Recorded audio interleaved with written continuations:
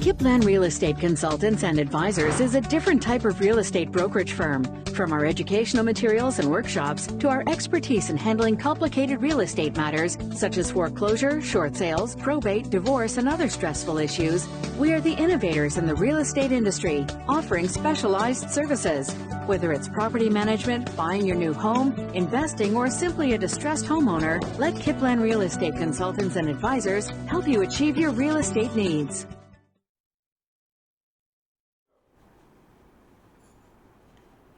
Welcome to Straight Grown Talk. Today we have in the building a very special guest today, Mr. Joseph B. Washington.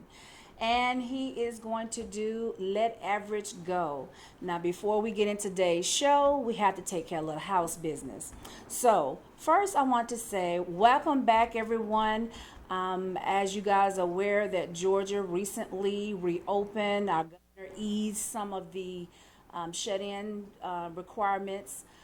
Recently, as of Friday, we were able to go out. I do want to remind everybody, be very mindful. Do not be in a large crowd, as this corona is very serious. I wish that we would take it more serious than what we are taking it, but it is a very serious virus that's going around. And unfortunately, we're seeing a lot of family members and friends that are dying off to their control. But again, please make sure we do the simple basic thing, practice the 6 feet distance, and also make sure you wash your hands on a regular basis. Make sure that you, when you come in the house from outside, you take off your clothes, immediately put it in the hamper, and if you can, take a shower right then. But please practice cleanliness. Make sure that we are following the guidelines in which CDC has provided for us so that we can make sure that we don't spread this to our loved ones. Now, with that being said, recently I did a post in regards to homes and rental issues that are going to take place in the next few weeks regarding how people will do forbearancing and mortgages, and how people will also deal with being able to pay their rent. So I want to say this. Because of you guys were so much in my DM, I decided to update Straight Grown Talk's website page to reflect that I am now doing a community information.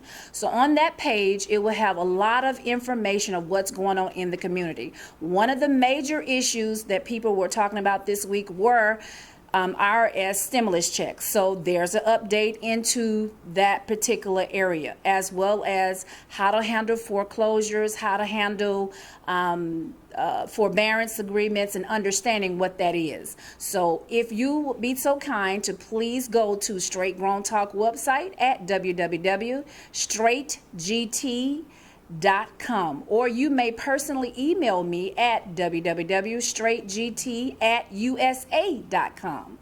Also, I want to take the time to thank our sponsors for all the hard work they have been doing behind the scene to make sure that Straight Grown Talk continue to come to you live.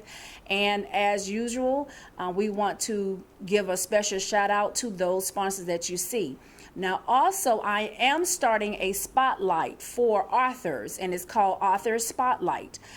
Please, if you are a new author or you have a book that is about to come out and you would like to share it, it will be posted right behind me, and it will come on this show. So make sure that you get in contact with me to get more information. Again, the website address is straightgt@usa.com. I'm also offering a free giveaway, and that will begin next, not Sunday after next. So the third Sunday of this month, that will begin. So stay tuned. I am going to do some special posts on Straight Grown Talk Facebook page, so make sure you stay alive and watch out for that. Now, I want to also take a moment in time to just tell everybody that I am very happy that everyone is well these days. But again, I need you guys to make sure that you check on your senior citizens and kids, our youth. Unfortunately, because of this pandemic and the shut-in stay rules, we were forced to not be able to get out. A lot of your teenagers are not used to being shut in the house for long periods of times. They feel isolated from their friends. They feel that they can't move forward. They really do not know how to move forward. And they're missing a major component, which is being around people. And just like adults, we love being around people. We love the kisses. We love the hugs that we see when we meet the other person that we're with. So please just call and check on them to make sure they're okay, because unfortunately we have a very, very, very high suicidal rate right now. I also want to thank and commend all of our teachers that were doing a very, very hard job since we are having to go to digital day learning. I want to give a special shout out to you, because you guys have went over and beyond to make sure our students are taken care of and their needs are being satisfied. I also would love to give a shout out to all our first responders. I want to give a shout out to the truck drivers and the shippers, because without you, we would have completely shut down. So again, congratulations and thank you for being a part of the first responders team, because we really need you in our community. So when we come back, we will have Mr. Joseph B. Washington in the building, and he will tell us more about Let Average Go. Stay tuned. We'll be back. Kipland Real Estate Consultants and Advisors is a different type of real estate brokerage firm. From our educational materials and workshops to our expertise in handling complicated real estate matters such as foreclosure, short sales, probate, divorce, and other stressful issues, we are the innovators in the real estate industry, offering specialized services.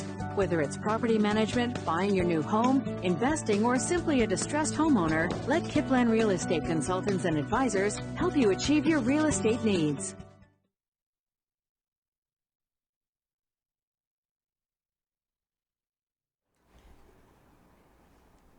Welcome back, and as I told you that we were getting ready to bring on my special guest today, which is Mr. Joseph B. Washington. I've known Mr. Washington for quite some years now, and it's an honor to have him with me in the house of Straight Grown Talk. I am so excited. Me too. So I can't wait for him to spread the wealth of knowledge that he has. He is a very powerful young man. He has been all around the world, and I can't wait for him to start talking. So I'm going to be quiet and let him start talking. So welcome. Well, thank you. I'm glad to be here. Thank you, thank you, thank you. Tell everybody a little bit about yourself. Well, I am Joseph Washington, and I'm the author of the book called Let Average Go. I'm also an ordained minister and pastor of the church, of the Average Breaker Church, and married to the lovely wife, Wendy Washington, and life is good. Woohoo! Yay, shout out to Wendy. She is in the building. Yes, so she is. Congratulations to you. You're recently married. I am so excited for both of you guys. And I thank you for coming out this Sunday to support your husband. That means a lot to my heart, because I love to see women supporting their husbands. So tell me a little bit more in depth of what's going on with Mr. Washington. Well, we're just excited in this time, although, you mentioned that the COVID-19 is not a very exciting time for a lot of people. No. But we're believing that the grace of God will prevail. Yes. And that people will be smart, as you mentioned, in terms of how we go about conducting ourselves and taking care of ourselves. But we're really just excited for this next season of our lives. Okay. So let's get into how did you start being the motivational speaker that I know you are? Mm-hmm. Well, go ahead. Go ahead. Okay. Well, for me, it started at an early age. Most people know my story, that from the age of probably from the time I was born up until I was about 13 or 14 years of age, I had a severe speech impediment, and I stuttered severely. In my neighborhood, they called me the woo-woo boy. And so they would have my brother bring me out to the middle of the street and asked him to ask me a series of questions. And so I would get to the middle of the street, they would ask me some questions, and I would start stuttering. I would hear things like, "Man, your brother's stupid. He's dumb. My aunt, I know she was playing. She actually told my mother to stop bringing me to the family reunion because I embarrassed everybody. Oh, wow. And around the age of 8, I ran into the house and I told my mother, I said, it's true. And she said, what, little boy? I said, I'm stupid and I'm dumb. And my mother said something to me that only a mother could say to her 8-year-old son. She said, boy, sit down. And she said, listen to me carefully. She said, you're neither stupid or dumb. She said, it's just that your brain and your mouth ain't caught each other. There you go. We're going to get them to catch each other. And then she also told me, and whoever those kids was who said that, let me know their names too, because I'm going after them. Yes. And so for the next 8 years, my mother and I went on this roller coaster ride to teach me how to articulate, how to enunciate, and the rest is history. You know, by the time I was a senior in high school, I was on the college debate team as a high school senior, debating against kids, high school students, college students from all over the country. And I was whooping them because my mother gave me a dictionary and she gave me the confidence. And she also told me, she said that if I would be willing to participate in my own rescue and not play the victim, she would help me. And so I learned these lessons real early in terms of just taking responsibility for my own personal life. And at the time, I was really trying to break the spirit of average and let average go as well. That is a powerful statement. Wow. Yeah. So throughout the years, let's go back into your high school years. How did you, when you found yourself with that momentum, when did you notice it? Well, it was actually in 10th grade, I was placed into a public speaking class. And I had a teacher named Miss Swank who had heard about this kid who could imitate Martin Luther King, I Have a Dream speech. So I memorized the entire speech that I would say to myself. I had like this album back then, you know, we had the albums back then. Yeah. And shh, can't tell our age, can't tell our age. And so I was put into this public speaking class, and it was Miss Swanks who noticed that there was something different, that I had the ability to enunciate and to engage an audience. It came natural for me. And so at that point, we started developing that skill. She then called over to San Diego State University, again, while I was in high school, and said, I've got a young man over here, I think you need to have him on your debate team. And so I was on the college debate team and just traveling and debating against kids from UC Irvine, Cal Poly, UCLA, USC. And I'm whooping them, like I said, because I had that dictionary and the confidence to know that if I could articulate and know what I'm talking about, then the message would be clear. So I became a wannabe etymologist because I love the origin of words. Most people don't really take that science seriously anymore. They just talk to hear themselves talk, as my grandmother said. But I wanted to make sure that I understood each word that I was saying and what its meaning was. So that sort of catapulted me. Okay. Can we take a moment and put up the book, Let Go Average? Yeah. And while we're waiting on that to come up, I want to get into the details about what was your first thought of the title and how did that come about? Well, the original title was called Breaking the Spirit of Average. Oh, wow. And so, but it was always a personal development book. Okay. Right? I found myself now being asked to come to places like Clorox and Verizon and Walmart and speak in these Fortune 500 companies, but I can't take Breaking the Spirit of Average there. Correct. And so in the beginning when I did, a lot of times they didn't know if they was getting a preacher or was he going to preach because they saw the word spirit, but it was a personal development story. So I changed it from Breaking the Spirit of Average to Let Average Go. Okay. And once I changed it to Let Average Go, the floodgates opened. So now corporate America wasn't scared anymore. We've got these 7 incredible principles, same message, same story, but just change the title. So sometimes you just change the title and it'll put you in another direction. Oh, yes, because it took you to across the country. Yes. I did see that you got an opportunity to tour Africa, I believe. Africa, Israel, yeah. Mm-hmm. Yeah. And if I'm not mistaken, did you not visit the president as well? I did. I visited the president at the White House when I was invited there. Again, based on the book, I was invited by a teacher that I had been doing work at in Washington, D.C., and they used my guideline in terms of the outline for Let Average Go. So as a result of that, their grades went from low to high. President Obama got elected and invited them to come to the White House to have their graduation. I get a call saying that we want you to be the guest speaker at the graduation. So that's how I got to the White House. Oh, wow. Oh, wow. Okay. We're still waiting on the book to come up. Of Let Average Go. Mm-hmm. And while we're waiting on that to happen, I'm going to say, What was the first time that after you wrote the book, because I'm quite sure when you wrote the book, you did not, you were not able to let it go, because I hear it in your voice of how passionate it was for you to write the book. Sure. And what it meant for you. Sure. What did you carry from the book after you poured into it of writing? Well, the whole premise of the title itself, To Let Average Go, I found that most of the people that I was around, including myself, we had lived an average life, and we had learned how to maintain average, and we were comfortable guiding ourselves through this life called average. And I saw that my average life was rubbing off on my kids, and I knew that if I didn't break the spirit of average, if I didn't let average go, then I would have grown kids with me for the rest of my life, and life would just be crazy. So I knew that it started with me. So my passion has always been to develop and to grow into something greater. Because I really got tired of living vicariously through that show called Cribs. The one where they come to the house and they invite you to see their home and all that, and Shaq would be there, or whoever, Martin Lawrence. And I used to think, man, I want that. But I knew in order to get that, I had to have the discipline and the courage to go after that. But I realized that I needed to let average go. I could not maintain the status quo and expect to live a life of opulence like that at the current level that I was at. Okay. So let's dig a little bit deeper in the book. I want you to tell me, what was your aha moment of Let Average Go? I think for me, my aha moment was when I realized that I was more of a spectator in life and not a participator. That I was more in love with watching others' success than my own personal success. Because I think somebody can relate to me when I say this. I think I was actually scared of success.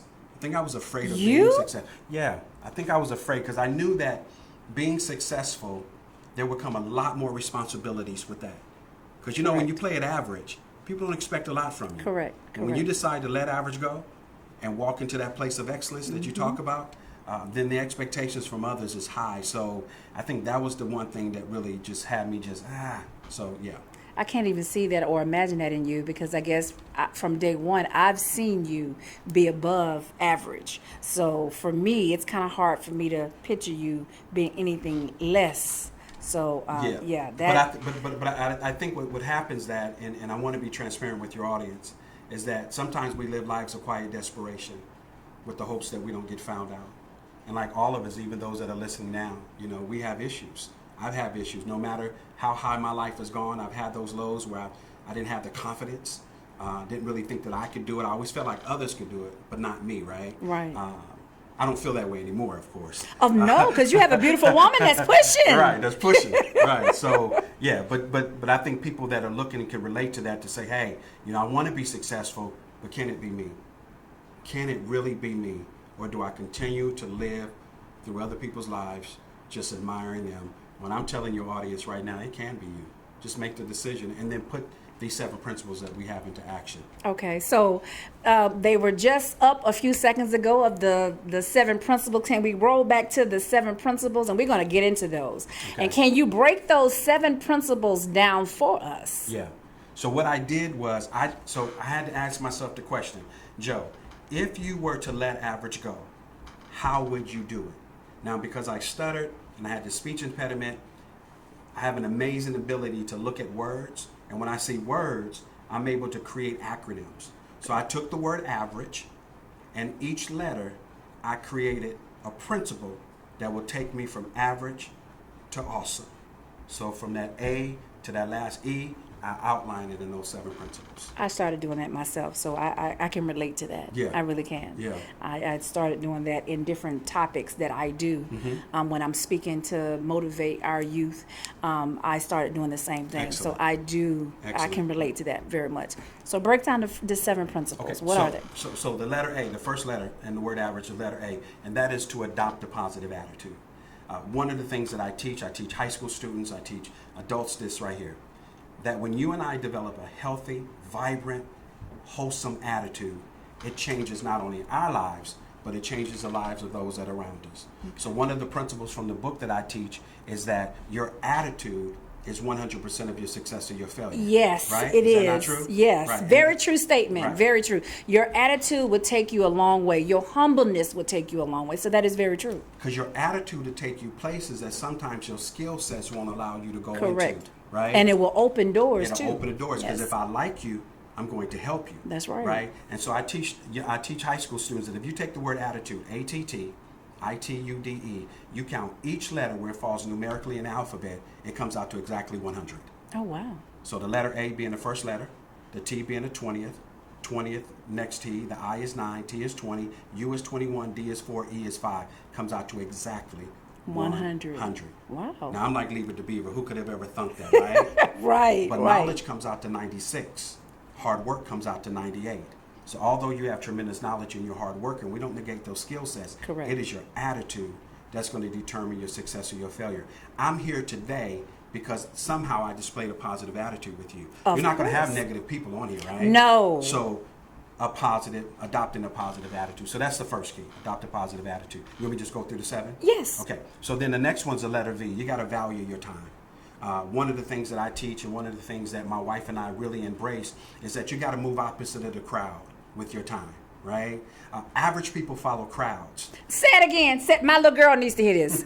Average people does what? They follow crowds. Okay. And what do you have to do differently? But an average breaker creates their own. Thank you. You see, we got to stop being followers and start being leaders. But we've got to move opposite of the crowd. So when we go to a movie, Wendy and I, we don't go on a Friday night at 10 o'clock when you got 1,000 teenagers. Yes. We go on a Tuesday afternoon around 1 o'clock when most people at work, and we got the theater all to ourselves. And we can play the popcorn game, we can put the straw in there, can make that god-awful noise. And that's actually the best time to go to the movies, Best during the time. day. You got it. You can, Yeah. for me, I can think in the movie. And a lot of times I go during the day because, again, it's not a lot of people there. Not a lot of people there. And I take my best notes sitting in the movie theater. And Right. the movie is going, I'm paying Right. attention, Right. but I'm able to start writing. So Right. I do Picking understand. up on quotes or something yeah. that they said, and the prices are cheaper. Yes. Because you get the matinee prices versus the at-night price, Yes, right? So I yes. get the timing and I get the price range. So we adopt a positive attitude. We value our time. The E is enlist the help of a mentor. You need somebody who's going to stretch you and not shrink you. Somebody's going to make you better and not make you bitter. But you need somebody who's going to have the emotional integrity to be honest with you. You need somebody who's going to tell you that if you keep doing what you keep doing, you're going to keep getting what you keep getting. And You not need- be your rah-rah team. and not be your rah-rah team. And most people don't have mentors because they don't want to be confronted with their own personal idiosyncrasies. Or their weaknesses. Or their So, weaknesses. yes. Absolutely. So you've got to have mentors that can take you to the next level, right? Yes. And then the fourth one is read daily. We got to get back to old-fashioned reading. Open up that book.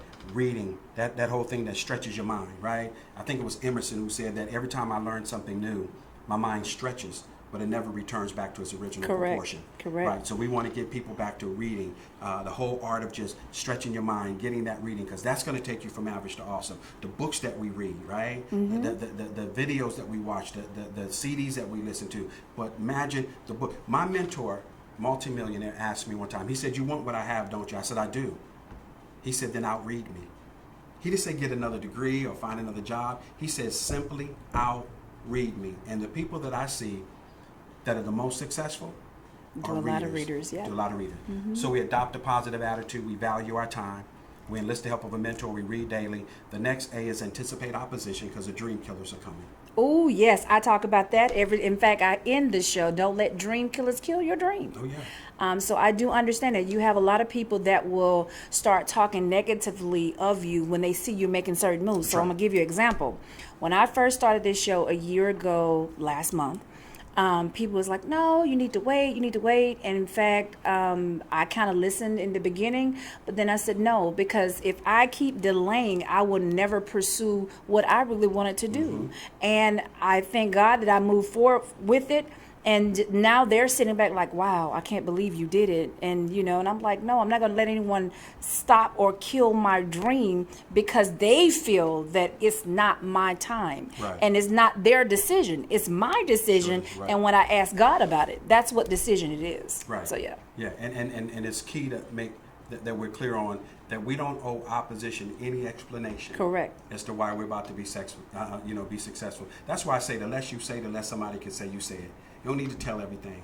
Just let some people find out after you start doing That's it. right. So because of your decision, I have the honor to sit here in this comfortable chair, in this beautiful studio. I've been interviewed by hundreds and hundreds of people, but I feel like a beast up here. The environment is crazy. It makes you just want to, you feel like you want your own talk show. And That's so a good thing. I thank God that you answered the call. Okay? Thank you. So after we adopt a positive attitude, the letter G is guard your goals. We got to be clear on what our goals are, how to set goals. Dr. Benjamin Mays said the following. He said, it must be born into the mind of a man that the tragedy in life is not that you've not been able to reach your goals. The tragedy in life is that you have no goals to reach. Repeat that again for our audience to hear that. So Dr. Benjamin Mays said that the tragedy in life is that so he said it must be born into the mind of a man that the tragedy in life is not that you've not been able to reach your goals. The tragedy in life is that you have no goals to reach. So it's not that I had these goals and I failed. You don't even have any. Because most people want to play it average. They want to play it safe. So would you recommend that the first steps of people should do is write their goals down? Or even, I know a lot of talk is about doing a vision board these days. Yeah. So what would you say the first step should be? 3 things. Number one, what you just said. Number one, a short pencil is better than a long memory. Write it down, right? And when you write it down in quicksand and not concrete.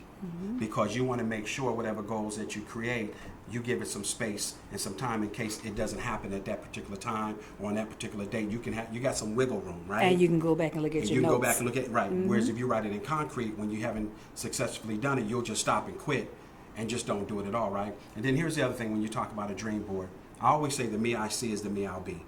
Right? And so dream boards are important. Start putting up pictures of things that you want to see. Long before I even got married to Wendy, I had a board of the type of woman that I wanted. The type of, I wanted somebody that I could be happy with on the beach, smiling, yada, yada, yada, right? I knew the type of house I wanted, car I wanted, the type of friends I wanted. So you've got to have written goals as well as visual goals. Yes. And you're absolutely correct. Both of those are important. Yes. And then finally, we end it with empower your belief system.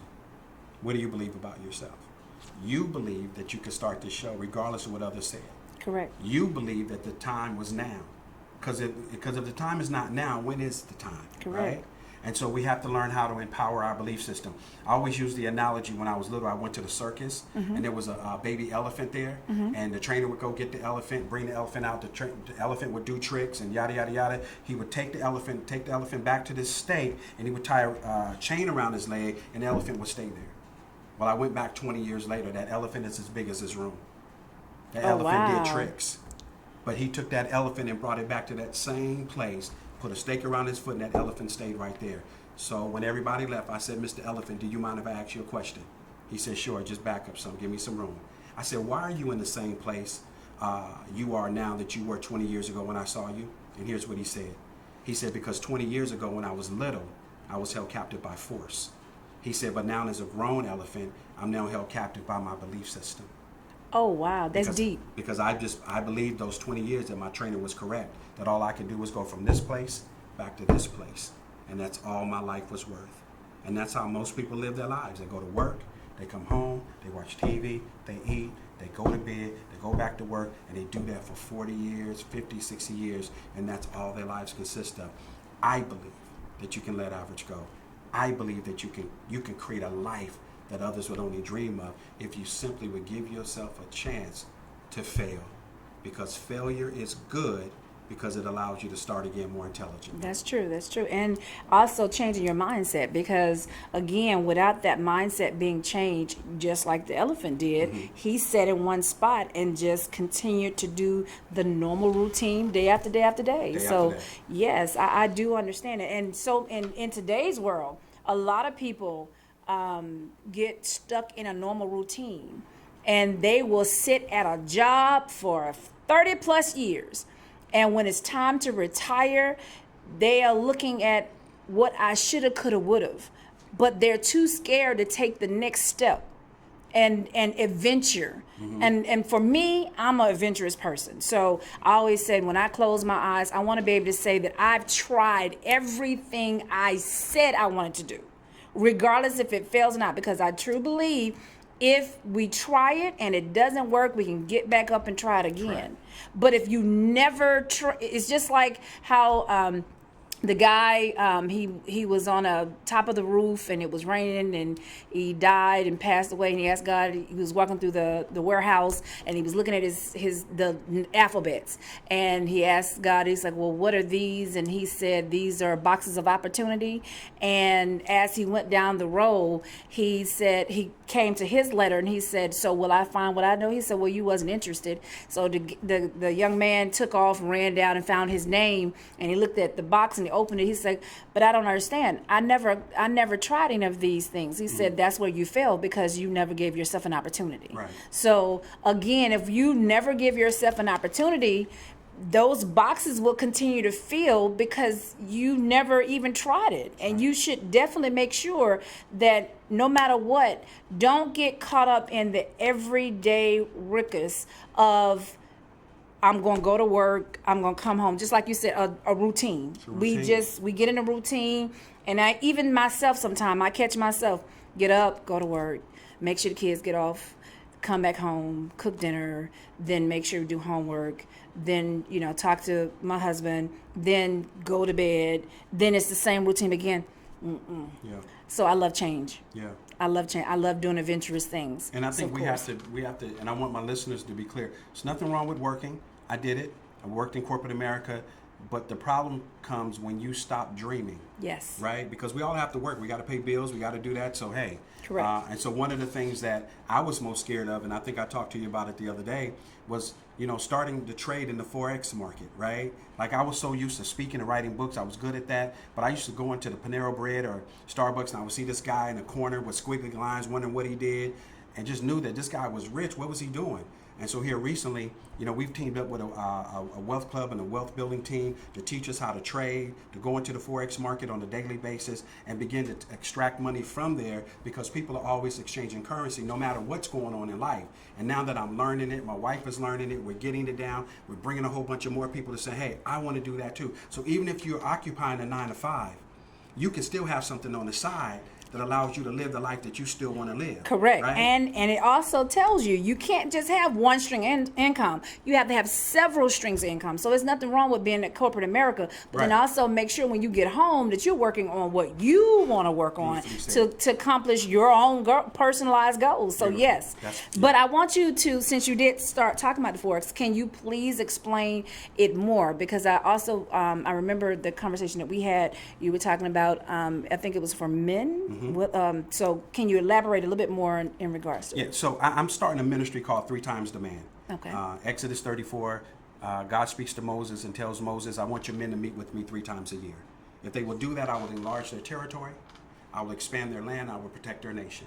Because the men are the economy winners, right? Correct. Just simply meet with me. So I came up with the idea, if I could just get men to start working with me, to start trading in the foreign exchange market, doing the forex trading, learning that skill. Because here's the thing, we teach people how to copy and paste. You can do it on your phone, and that's beautiful, right? Yes. But what if you teach a man a skill like that, where he can look at the market, he can look at the wiggly lines and know that's a pip, all right? I know execution, I know a stop loss, I know a take profit, I know how that thing looks, I know how to go in there and do it myself. How beautiful would that be to empower men to now be able to say, you know what, I don't want to work this job here no more. I can make enough money learning this skill that can really, in a lot of cases, make you a millionaire. Correct. If you work it long enough, right? And so my desire now is to teach as many men as I'm learning from my master trainers how to begin to trade in the Forex market, bring that to your house, expand your home. You got a lot of men who have a desire to take their wives off their job. They don't want their wives working anymore. This is a perfect opportunity. This is one of many opportunities that are out there. I just know for me, when all else fails, the currency market, the foreign exchange market is always going to be open, at least 5 days a week. Ironically, you should say that because our current currency is in the process of changing. That's right. With all this pandemic that's going on, the financial industry is tremendously changing. So, yes, I would like for you to elaborate and tell them how they can reach you in regards to being able to become in the Millionaire Mind Club with you. So, yes, please make sure you give that information to them as well. And then I also would love to talk about, I know personally that you do a lot of mentoring to young men. I want you to elaborate in that as well. Well, again, I think when it goes back to our young men. I think that men are the foundation, right? Now notice what I said, the foundation and not the dictators. Correct. Right? But if we can get the men, right? But I'm finding if we can go even younger and start in middle school, high school, start getting these young men to start thinking like when it's to start letting average go. Now we'll have grown men who are being very responsible, because sometimes it's hard to go back to grown men and trying to get them to change. But so we're going after younger men. You know, I do a lot of work in the school system, doing training. This very message of let average go has been very successful. And so we're excited about this new season to be going to the different schools and sharing this message. But I'm going to start the mentoring program called 3 Times a Man, which will include my high school kids as well as my adult males. And we want to start teaching our young. Imagine this, if we start teaching high school young men how to trade in the foreign exchange market. Nobody taught us that when we was in school. No. We didn't have no classes on, we didn't know what a checkbook was unless our Correct. mama told us, right? Correct. We didn't Correct. know, I mean, but imagine if we start training these men, giving them hope, giving them purpose, because all of them that want to be rappers, we know they're not going to be, but we can excite them by extracting and putting in purpose into them. And I think that's going to be a phenomenal program in which you will be in front and center of, because again, I've known you for quite some time, and I know, and I've followed you in regards to how I've seen you motivate other people. So I can strongly say I know this program will be a very much success. And ladies, he has not forgotten about us, so that is coming. He is going to do something for the ladies, and I think it's called, what is it, Heal something? It's called Running on a Broken Heel. Running on a Broken Heel. A woman's journey to redemption. Okay.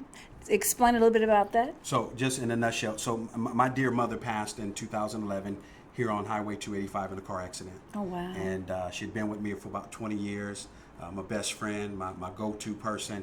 My mother was diagnosed with bipolar disorder. Okay.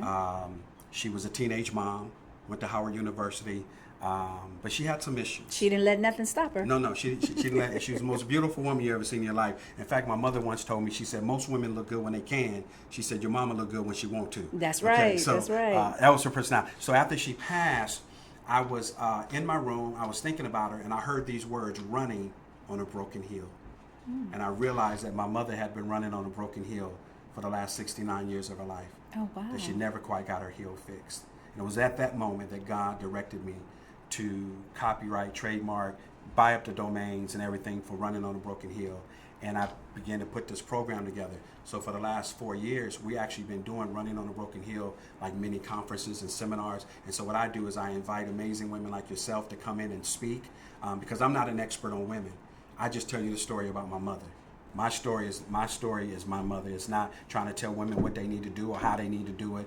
I let women come in and share that. I just share with you this woman who I had the amazing opportunity to be raised by, and some things that I noticed that had she had more knowledge of, maybe her life would have been different. And one of the things we talk about is the who, the what, the when, the where, and the why.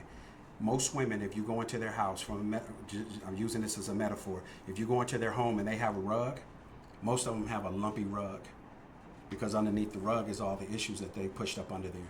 So if we can get women to answer the question, who broke your heel? When was it broke? Where was it broke? When was it broke? And why was it broke? Wow. And then how did you fix it, right?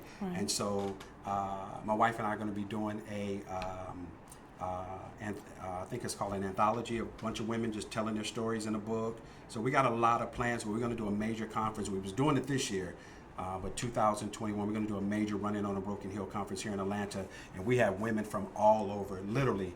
And my wife today that are calling, hey, I want to be a speaker, or I want to be a vendor. This is for women who want to help other women repair the broken heels in their lives. So 3 times the man, if I can get my men to understand that 90% of the women who are running on a broken heel, it's because of us. Some man did something to cause that broken heel. So we got to fix the man too. Correct. I truly believe in that. We have to go back and start from, as your wife said earlier, the first person who was on earth, which was the men. So we start with them and rebuild them back up to where they understand how important that they are in not only in our lives, but their lives as well. Right. And understand that they need to change their mentality of the way their mindset are right now. I mean, I'm really excited that you are reaching back into the community and into the high schools and starting at that young age, because somewhere between 7th grade and There you go. 15 or 16, when they first enter high school, we are losing our young men. And the concept and they have this misconception in regards to life. And at that point, when they're at that turning point of becoming a teenager, that's when it falls apart. And we've got to go back and fix that particular part to make it whole again, because we're losing our young men in droves to the system of jail. And there's no reason for us to be losing them at that young age to jail. Yeah. We need to be seeing more of our young men come about and graduate and get married, family. If nothing else has been taught to me during this pandemic, we were forced to be in the house with our family and appreciate and listen. Most importantly, like I've listened to so many conversations with my little girl and her friends, and I'm like, wow, this is unbelievable. Right. But we stopped doing that. We was so used to the everyday backwards and forth, and we was used to, okay, you go to school for 8 hours, okay, you come home, okay, you basically, kids were raising themselves. They wasn't getting a hot full meal. They was just going, picking up something from the store or a fast food place. Yep. But this pandemic made us sit down and be still, and it made us really pay attention. And it made us really, and I hear parents like, oh my God, I just can't deal with this. No, you need to. Yep. You need to understand what your child has been telling you all along that you are missing because you was too busy trying to work. So if nothing, I really do think that there were some good things that came out of this pandemic and us being shut in, because it really brought us back to family. Yeah. And I really do believe that we need to take it back even a little bit further and reach our young youth and catch them when they're at that pinnacle turning point, so that we won't see our numbers in the jail system go up. Because they are building jails now based on the 4th grade reading level. Correct. Of African American young boys. Correct. So they know that if that young boy has a reading issue at the 4th grade, more than likely he'll be involved in crime. Correct. Or he end up killing himself or being killed. And when you say that, also our race is also the number one race that is always immediately said our young black men have ADD and ADHD. Not all kids have ADD and ADHD, but the moment they feel that child is not able to sit down, or that child is not able to perform on the normal standard. What is normal? Right. Who says what's normal to an individual? We're not the same. You and I are different. Right. Me and your wife, we're different, but we're not the same. And people have to understand that my norm is not your norm. Right. I don't need to necessarily adjust to you, but I got to have some in between, and stop putting your kids on medicine. One of the major things that I believe in doctors, don't get me wrong, but I'm not the person, and this is my personal opinion and belief, so please understand that I do not believe in taking medicine for everything, because there's a side effect. It affects different organs of our body. So let's be clear. When these doctors are telling you that your child has certain conditions, that they're telling you need to take this medicine, understand what it's doing to your body. Mm-hmm. When we as parents can help our own kids by cutting back on the white flour, bread, anything that's pasta, stuff like that, that helps the body. If I don't know if you're aware, but if you go into let's say the black area, and you'll notice on the grocery store aisles, junk food galore. Yep.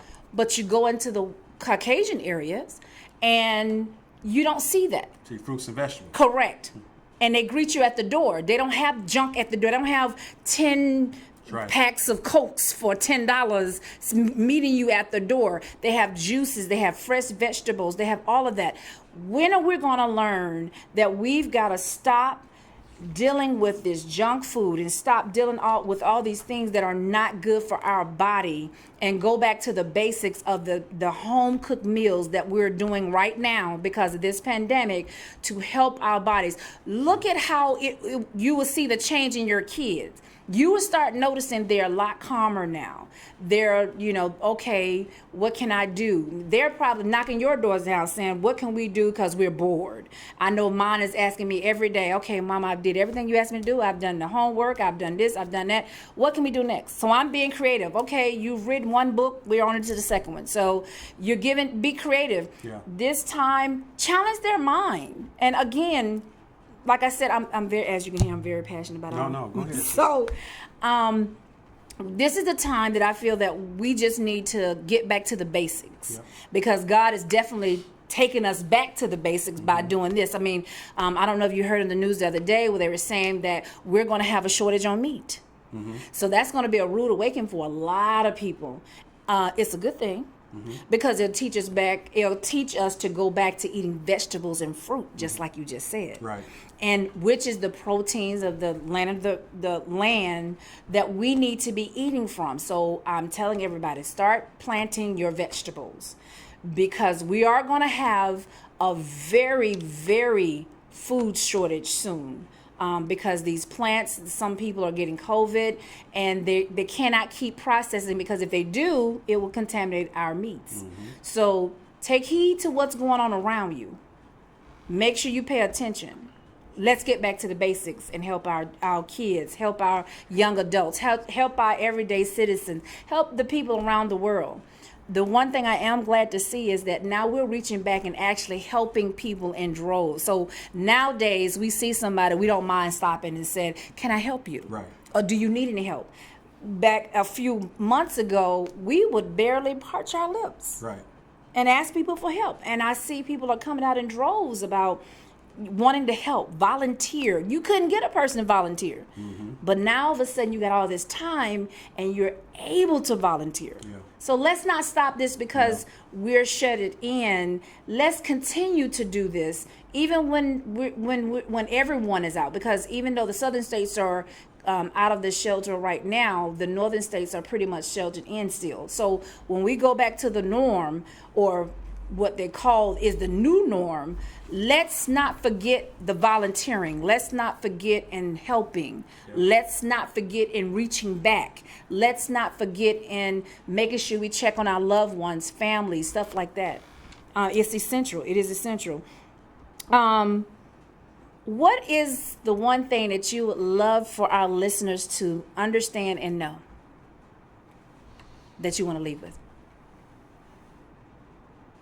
That life is good and that it's not over, and that this pandemic here is not the end of the world, that God is in control, and that to me, I want them to understand this is the best time than ever to begin to get your life together, right? Because you got time to think, you got time to do some of the things that you've always wanted to do, but I just want people to be encouraged. I want them to know that the best is yet to come, and it may not feel like it. And then some people say, well, you don't know what I'm going through. Can't pay rent, yada, yada, yada. You know, we've all had to make adjustments, right? That's everybody, me included, my family included.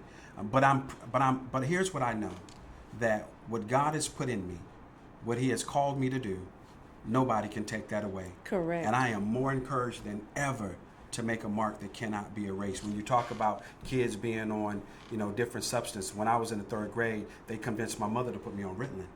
So I was taking Ritalin. It was my 3rd grade teacher who told my mother, get him off that Ritalin, Ruthie, because it was causing me to go to sleep. Because they said I was hyperactive because I set the backyard on fire, or I put the water hose in the ladies' window next door to me because she told my mother I set the backyard on fire. I did normal stuff. So they thought because of my hyperactiveness, we need to calm him down. But my teacher just realized he's smart. He's just bored because I would get my work done early, so he's bored, right?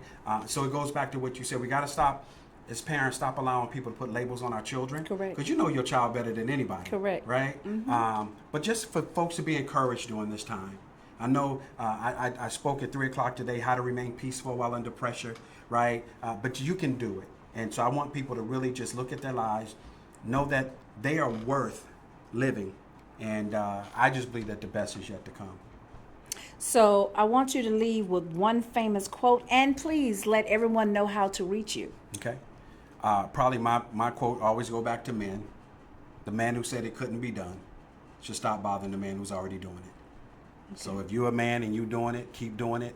And like I said, join me in this trading venture, man. We can make a bunch of money together and take care of our families, take care of our homes, create a journey, man, where we become a blessing to our children's children. And that's what I'm excited about. I'm excited about seeing men get to the next level. I'm seeing men fall in love with God and fall in love with their families and their homes, making wise decisions, making wise choices.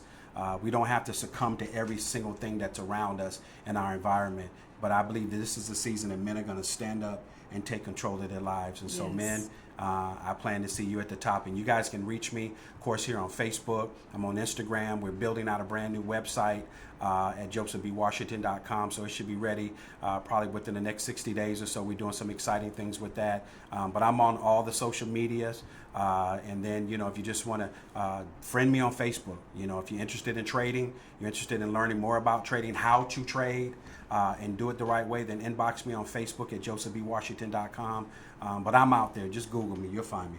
Everywhere. Trust me, you'll find them very easily. So, with that being said, it was a pleasure having you here today. My pleasure. I really do appreciate all the knowledge that you dropped to our Straight Grown Talk audience. I love it. And I'm going to wrap up this session with this. Again, do not let dream killers kill your dreams. And remember, everyone, if you are having issues or problem, Straight Grown Talk now has a community information site on its webpage at www.straightgt.com. Please go on it, look at it, see what information that you can get from it. If you have any questions, if you stroll down a little bit, it allows you to ask the questions, and I will make sure that you get the answer to it. It has been a pleasure with having you guys this evening with forefront of Mr. Joseph B. Washington. I look forward to seeing you again. Love you guys. Mwah.